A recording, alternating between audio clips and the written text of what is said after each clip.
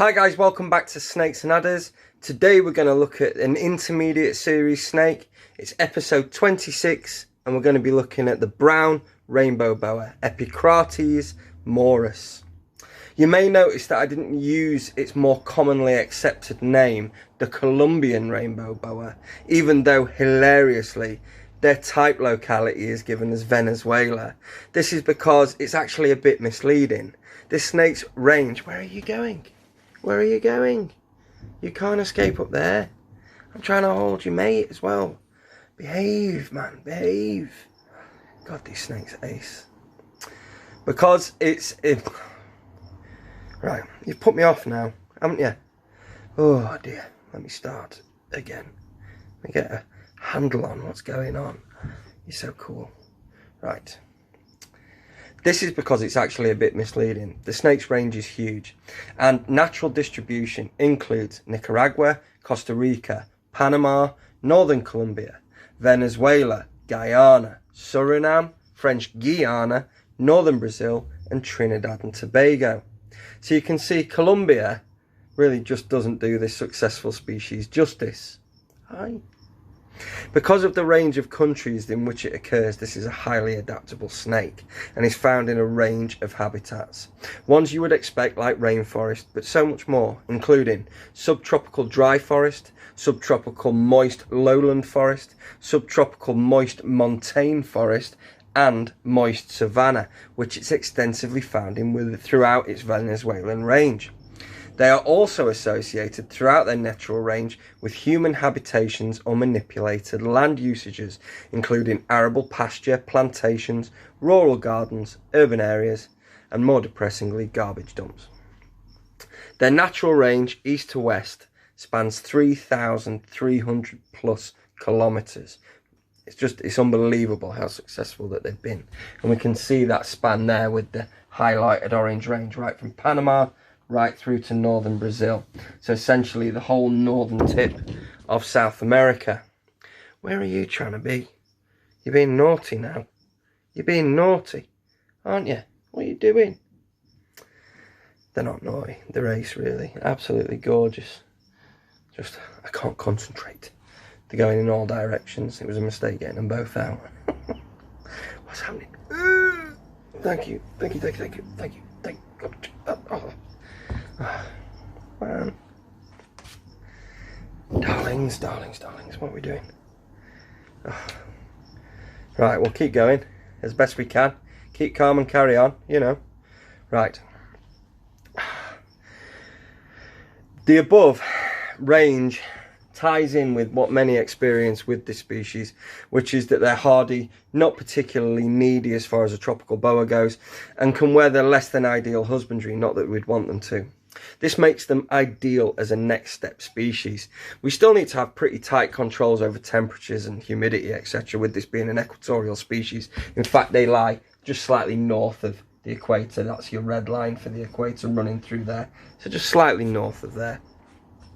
The first job in preparing for this video was to gather weather data to see if that spread over 3,300 plus kilometres would affect things greatly. We picked 8 locations where this species occurs naturally, and these were from east to west: Macapa, Brazil; New Nickerie, Suriname; Boa Vista, Brazil; Maturin, Venezuela; Puerto Ayacucho, Venezuela.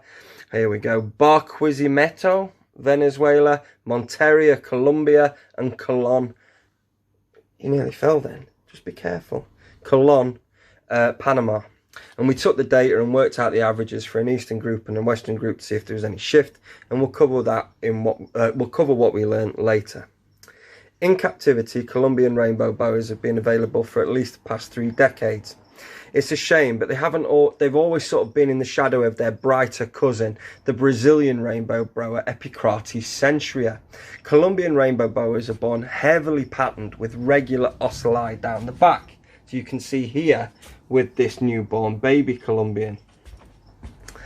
So the base colour is dark orange to tan with greying to the flanks, and the face has a series of chocolate brown stripes from the nose down to the neck. So we can see this quite here. Now, over time, an overall chocolate wash begins. Come on, what are you doing? Guys, dudes, you're wrecking the joint. What's happening? Man, do we need to do this? Can't you just behave for like 5 minutes? Let me finish what I'm doing, you guys. Man. Over time, an overall chocolate wash begins and the entirety of the snake becomes a rich chocolate brown. Some specimens may retain vestigial markings, whilst others will become a monotone chocolate. The belly remains a dirty off-white to cream, depending probably on the locality in which it came. Build is muscular and strong with an excellent grip. You can really feel them holding on. Ventral scales are relatively thin and the cross section of the body is cylindrical. The head is small compared with the body's girth and barely set off from the neck. The adult size is anything from 4 to 5 feet in length. Males have impressive length tails. These are both boys, so let's just have a look. So from the vent, that's the vent there. Impressive length tail. Obviously the hempennies are stored past the vent subcordially. Where am I? Impressive length tails, yet small spurs compared to the other boids. So boas are primitive snakes. They have a pelvis and vestigial legs, for lack of a better way of putting, which we call spurs, and in boys they're bigger than they are in girls. But the best way to sex them definitively is probing, and that involves putting a metal probe down their tail. Don't do that, get a experienced keeper to do it. And males in the Colombian rainbow boa probe to between 7 and 9 scales deep, according to Ross and Marzek in their awesome Bible of boa and python keeping, the reproductive husbandry of pythons and boas. This is shallower than the two cousins, Argentine rainbow boa and Brazilian rainbow boa, Epicrates alvarezi and Epicrates centuria respectively, who both probe to between 11 and 12.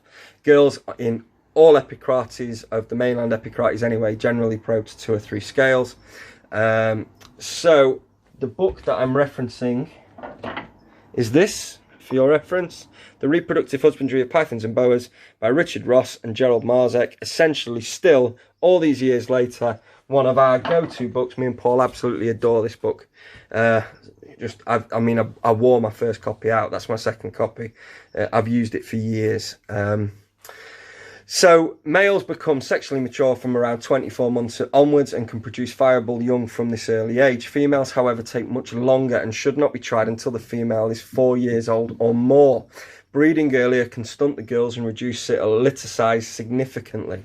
Feeding and rearing the babies rarely presents any issues, and in actual fact they're usually actually more robust and more reliable than the Brazilians Epicrates centuria. Gestation generally takes around 120 days if basking sites are provided of 32 to 34 degrees Celsius, and litter size can vary depending on the female from 6 to 20 babies. Oh, have you calmed down? Nice, thank you.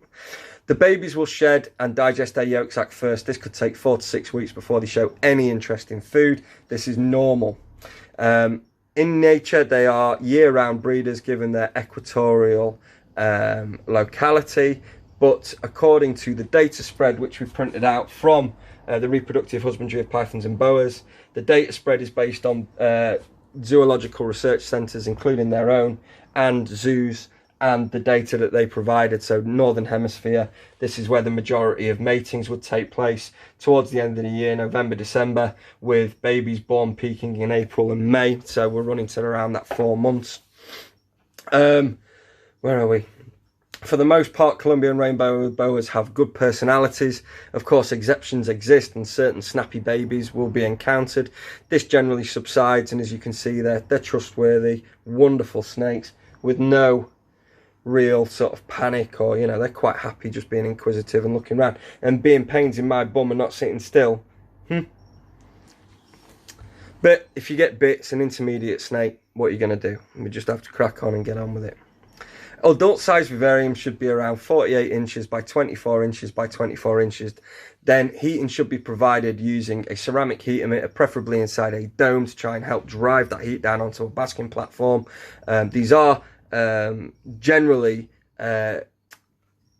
terrestrial snakes. They may do some low-level climbing, but they're not big climbers. These are ground snakes. So we need to drive it down onto a basking platform. 32 degrees during the day. Cool end temperatures during the day can drop to 24 to 26 degrees Celsius, and the basking area can reduce slightly at night given their equatorial position to 28 to 29 degrees Celsius, with a cool end dropping off to 21 to 24. Multiple hides, as always, should be provided along the length of the enclosure to allow your snake to thermoregulate and feel secure, but also be able to select the temperature it wants to be. Moisture retaining substrates should be used, such as orchid bark core, hydroponic soil, sphagnum moss, etc.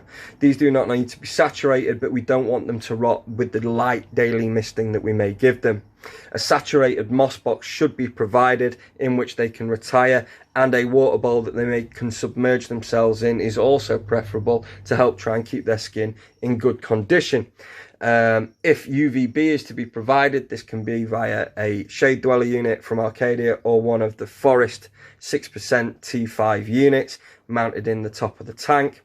And then, you know, this will help to also maybe get some of that reflective iridescence going on the skin when they're in good light. These guys really pop with purples and blues. I can see them with my naked eye. Whether the camera's picking them up or not, I don't know. So to the climate data. Here we go. We had a big old data set that we collected running from Colón, Panama, right through to Macapa, Brazil. We set up some tables first to Western daytime high average, Western nighttime low average, Western rainfall average, Eastern daytime high average, Eastern nighttime low average, and Eastern rainfall average. So what we've got here is our chart for daytime high versus nighttime low, with both east and west represented, pretty even across the piece. Throughout the year, average daytime high is between 31 and 34 degrees Celsius throughout the year, and at night they drop off to between sort of 23 and 24 degrees. Nighttime seems really stable. There's only slight fluctuations during the day. So this probably explains why they're year-round breeders. There's no real change. So what we'd probably be relying on is their wet and dry season, of which there is pronounced activity and changes. In the western parts of the range, we have our trough or dry season, which is really dry, given it's South America, in December, January and February, where we're dropping to just over 20 mil a month, and it peaks out throughout May through till October at between 120 and 140 millimeters per month. Manchester in January gets 36 mil, so let's put that in perspective, seriously wet. Whereas the eastern populations, they seem to have a median period during the dry spell, and then they have their peak, which is for a shorter period between May and July. Then it really drops off, and it never quite gets as low as the western range, but it does drop off to about 35 mil per month and then starts to climb again. So we can assume that, you know, these wet seasons, this is going to be where predominantly most of the babies are going to be born. But as Ross and Marzek said, they'll breed throughout the year in the wild. We can see from the range, this is our X's marked on our data. So this is our data spread where we've gone for our 4 zones in the west and our 4 zones in the east. What you'll see on this section here, the orange of the map, this is the Colombian rainbow boa's range, or brown rainbow boa, that's a better name, it's range. The shaded section with the cross hatching, that is the natural range of the Brazilian rainbow boa, Epicrates centria.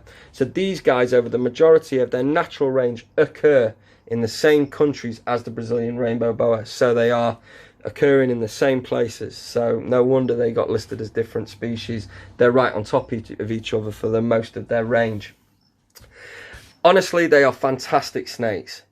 They could maybe just be that little bit more defensive, maybe that little bit more sensitive to temperatures, but they're manageable size, and realistically it's only that sensitivity compared to, say, the really hardy temperate things like Russian rats, Japanese rats, corn snakes, etc., that would detract from them. They are manageable size. Generally, if you get an older animal, they're of good temperament, and once they're this size, they're very hardy. They have excellent appetites. In fact, they can be a bit too greedy, might get too heavy set, so you've got to watch that.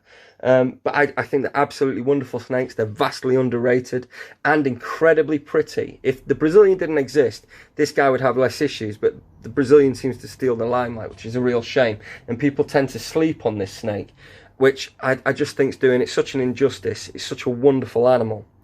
Definitely do your research. It's known as the Colombian rainbow boa, or CRB. We I'd probably want to call it the brown rainbow boa, Epicrates maurus. I hope you enjoyed the video.